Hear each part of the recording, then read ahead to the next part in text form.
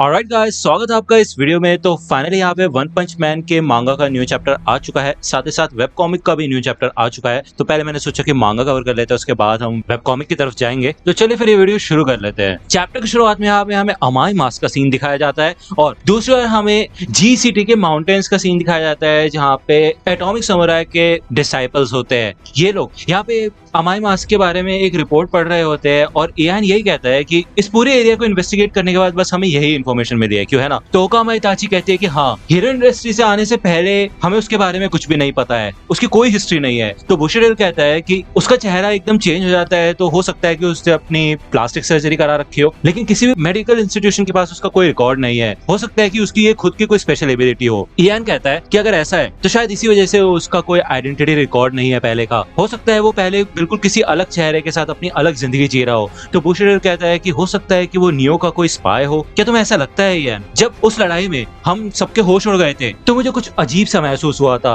उस समय वो चाहे तो सिर्फ मॉन्स्टर के ऊपर अटैक कर सकता था, लेकिन उसने उन बंदियों के ऊपर भी अटैक करने के बारे में सोचा। मेरी तरफ से देखा जाए तो वो एकदम पागल हत्यारा है। इयान कहता है कि लेकिन उसी समय मैं कैसे बताऊं तुम्हें, मैं समझाऊं कैसे। वो एक मॉन्स्टर की तरह तो लग रहा था, लेकिन ऐसा लग रहा था कि उसके अंदर एक इंसान का दिल भी है जिसको वो कंट्रोल नहीं कर पा रहा है, लेकिन एक दिल तो जरूर है। तो बुशिरेल कहता है कि जो इवल लोग होते हैं वो भी ऐसे दिखाते हैं कि उनके पास दिल है, लेकिन हम उसके ऊपर इतनी आसानी से भरोसा नहीं कर सकते, क्यों है ना। तो इयान कहता है कि हमें अपनी इन्वेस्टिगेशन को जारी रखना होगा, जिसके बाद हम उसके बारे में और चीजें पता लगा सकते हैं, क्योंकि जिस इंसान के पास किसी चीज की कमी होती है उसी को उसकी वैल्यू पता होती है। ओकामा इताची कहती है कि अगर ऐसा है तो हम उसके ऊपर से अपनी नजरें नहीं हटा सकते। अगर उसका चेहरा चेंज होना कुछ स्पेशल एबिलिटी नहीं बल्कि एक मॉन्स्टराइजेशन का तरीका है, खास तौर पे तब। वैसे सच बताओ तो ऐसा लग रहा था उसे देख के, उसके चेहरे पे जो एरिया है वो उसके गुस्से की वजह से चेंज हो रहा था। मुझे नहीं पता कि आगे क्या होगा, लेकिन आगे चल के हमें जरूर ये बात सोच के अच्छा लगेगा कि हमने उसे उस दिन उसके हाथ गंदे नहीं करने दिए। तो ये कहते ठीक है, फिर हम आगे बढ़ते रहते हैं और एविडेंस इकट्ठा करते हैं इससे पहले कि हम मास्टर को बताएं, क्योंकि वो आजकल वैसे भी काउंसिल सॉर्ड्स की मीटिंग में व्यस्त रहते हैं। तो हमें दिखाया जाता है यहाँ पे निचिरिन, एटॉमिक समुराई और दो और नए कैरेक्टर्स खड़े हुए होते हैं, जिनमें से एक कैरेक्टर का नाम होता है यूटा और ये आमाहारे की बेटी होती है जिसकी डेथ हो गई थी। जैसे कि आपको याद होगा वो मॉन्स्टर सेल वाला इंसिडेंट, उस समय इन समुराई की डेथ हुई थी। तो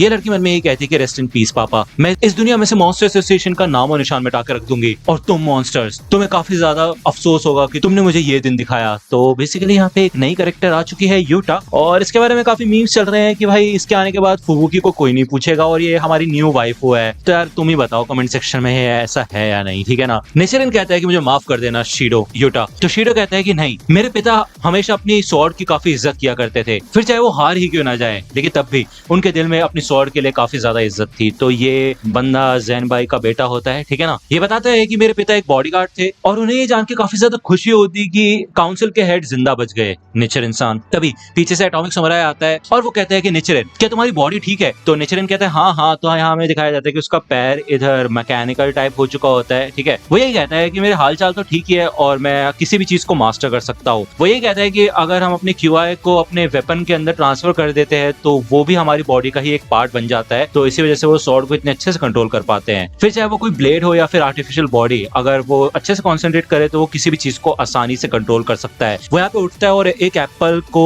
उछालता है और अपनी ब्लेड से भाई अटैक करता है और अपनी तलवार को भाई म्यान में भी डाल लेता है, जिसके बाद यहाँ पे एक बहुत बड़ी चट्टान होती है जिसके भाई काफी बड़े बड़े पीसेस हो चुके होते हैं, लेकिन उसके बाद भी इस एप्पल को कुछ नहीं हुआ होता है। ये एप्पल नीचे गिर जाता है। शीडो कहता है कि क्या बात है, आपने बिना इस एप्पल को टच किए उस पहाड़ को काट के रख दिया। तो निचिरिन कहता है कि ये एप्पल भी कटा है। तो एटॉमिक समुराई कहता है कि तुमने शायद ऐसा कुछ देखा नहीं होगा पहले, ये निचिरिन का काफी कमाल का स्किल है, जहाँ पे वो अपनी स्वॉर्ड को इतनी तेज चलाते हैं कि भाई एप्पल को भी पता नहीं चलता कि वो कब कट गया है, या फिर हमें ऐसा दिखाई नहीं देता कि एप्पल कटा भी है या नहीं। तो शीडो मन में कहता है कि भाई ये किस तरीके का ज़ेन डायलॉग है, मुझे तो कुछ समझ ही नहीं आया, लेकिन ये काफी कमाल का है। तो यूटा मन में कहते हैं कि यार ये तो सच में काफी कमाल का है, स्वॉर्ड्समैनशिप की हद पार हो गई है, इतना तगड़ा लेवल की ये सब कुछ एक मैजिक की तरह लगने लगता है, मैं भी सीखना चाहती हूँ। तो एटॉमिक समुराई कहता है कि अभी भी तुम्हारे स्किल्स काफी कमाल के हैं, ये देख के तो मेरे को काफी अच्छा लगा। तो निचिरिन कहता है कि इससे मुझे याद आया, बैंक तो अब रिटायर हो चुका है, क्यों है ना, तो अब तुम क्या करोगे कामिकाज़े? तुम हीरो एसोसिएशन में इसलिए गए थे ना क्योंकि तुम बैंक के साथ कंपटीशन करना चाहते थे। तो एटॉमिक समुराई कहता है कि हाँ वो पहले की बात हुआ करती थी, लेकिन अब मैंने ऐसी ऐसी चीजें देख ली है जो कि मैं और कहीं नहीं देख सकता। और वैसे कहना पड़ेगा टॉप हीरोज में एक ऐसा इंसान इंसान है जिसकी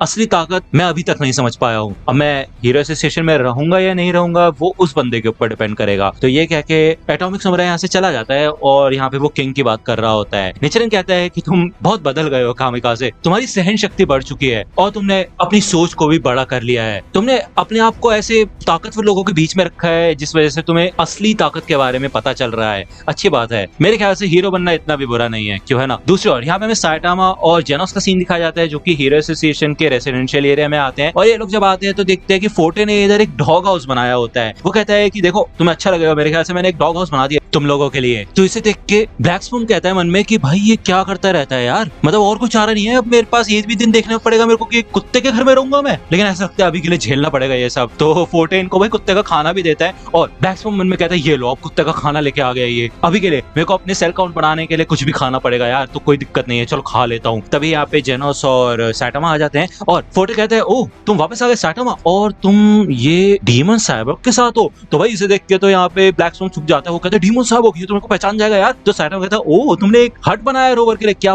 बात है, थैंक यू सो मच यार। तो जेनोस कहता है रोवर, यहाँ पे वो काफी ज्यादा सीरियस हो चुका होता है और फोर्टे कहता है कि एक एस क्लास का डीमन साइबोर्ग यहाँ पे क्या कर रहा है, मैं ए क्लास रैंक 31 फोर्टे हूँ, तुमसे मिलकर अच्छा लगा। तो साइटामा कहता है ये बंदा मेरे साइड में रहता है, ठीक है ना। तो जेनोस कहता है अच्छा पड़ोसी है क्या, मुझे माफ करना इतनी जल्दीबाजी कर रहा हूँ लेकिन तुम्हें मुझे अपना कमरा देना होगा, मैं कल अपना सारा सामान यहाँ पे लेके आ जाऊंगा, शुक्रिया। तो इसके बाद यहाँ पे हमें एम सिटी का सीन दिखाया जाता है और एटॉमिक समुराई कहता है कि मैंने इंटरकॉम पे उससे कई बार कांटेक्ट करने की कोशिश की लेकिन ऐसा लगता है कि वो घर पे नहीं है और हमारा समय लगता है ऐसा बर्बाद हो गया। तो ये लोग यहाँ पे माउस सुशी नाम के एक रेस्टोरेंट टाइप में आ चुके होते हैं। इयान कहता है कि हो सकता है कि वो मॉन्स्टर्स को मारने के लिए बाहर निकला हो। तो एटॉमिक समुराई कहता है कि मैंने सोचा था कि अपनी स्वॉर्ड का इस्तेमाल करके उसको थोड़ा सा जांच परखूंगा लेकिन ऐसा लगता है कि मेरे को फिर से जाना पड़ेगा। तो ओकामा इताची कहती है कि क्या बात है ये इतने समय बाद मेरे को सुशी खाने को मिलेगी। तो बुशिरेल कहता है कि कितना ज्यादा एक्साइटेड हो रही हो तुम। तो इयान कहता है कि मैं तो सैल्मन खाऊंगा। तो आपको पता होगा यार सुशी हाउसेस में ना एक बेल्ट टाइप चलती रहती है जिसके ऊपर सुशी की अलग अलग डिशेस आती है चलती हुई, ठीक है ना, उसके ऊपर रखी हुई और उस पे से हम अपने हिसाब से उठा सकते हैं। तो इयान कहता है कि मैं सैल्मन खाऊंगा और तभी वो सैल्मन को ही उठा लेता है। तो वो कहता है अच्छा यार वो तो किसी ने ले ली लगता है। तो ओकामा इताची कहती है कि कोई बात नहीं, वो देखो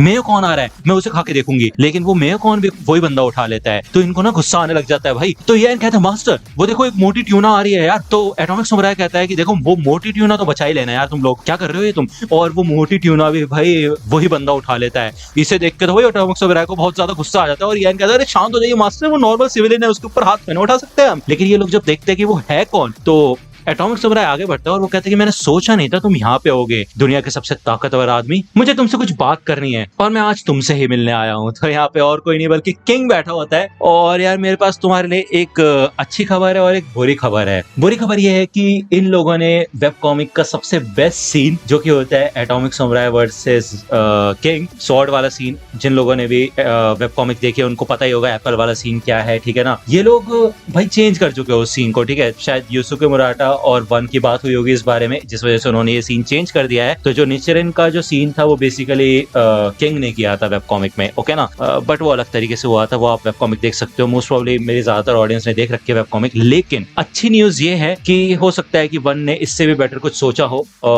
तो हो सकता है हम एक्सपेक्ट कर सकते हैं कि नेक्स्ट चैप्टर बहुत ज्यादा कमाल का होने वाला है कि नहीं। तो ये चैप्टर यहीं पे खत्म होता है और भाई नेक्स्ट चैप्टर आएगा ऑब्वियसली 2 हफ्ते बाद, ठीक है ना। तब तक के लिए थोड़ा वेट कर सकते हो। बाकी वेब कॉमिक की वीडियो आ जाएगी 1-2 दिन के अंदर अंदर। बाकी मैश ले भी है, मॉब साइको भी है, साथ ही साथ मैं ज़ोम 100 और जुजुत्सु काइसेन कवर कर रहा हूँ नेक्स्ट प्लेन चैनल पे, तो वो भी आप जाके चेकआउट कर सकते हो। तो लाइक करो, सब्सक्राइब कर लो अगर अभी तक नहीं किया चैनल को। तो मिलता हूँ आपसे अगले वीडियो में, तब तक के लिए गुड बाय। तो दोस्तों आज की वीडियो के लिए सिर्फ इतना ही। आई होप कि आपको ये वीडियो पसंद आई होगी। अगर आपको ये वीडियो पसंद आई हो तो प्लीज लाइक कीजिए, अपने दोस्तों के साथ शेयर कीजिए और मेरे चैनल को सब्सक्राइब करना मत भूलिएगा। और अगर आप मुझे कांटेक्ट करना चाहते हैं तो आप मुझे इंस्टाग्राम पे कांटेक्ट कर सकते हैं, मेरे पेज की लिंक आपको डिस्क्रिप्शन में मिल जाएगी। मिलता हूँ आपसे अगले वीडियो में, तब तक के लिए गुड बाय।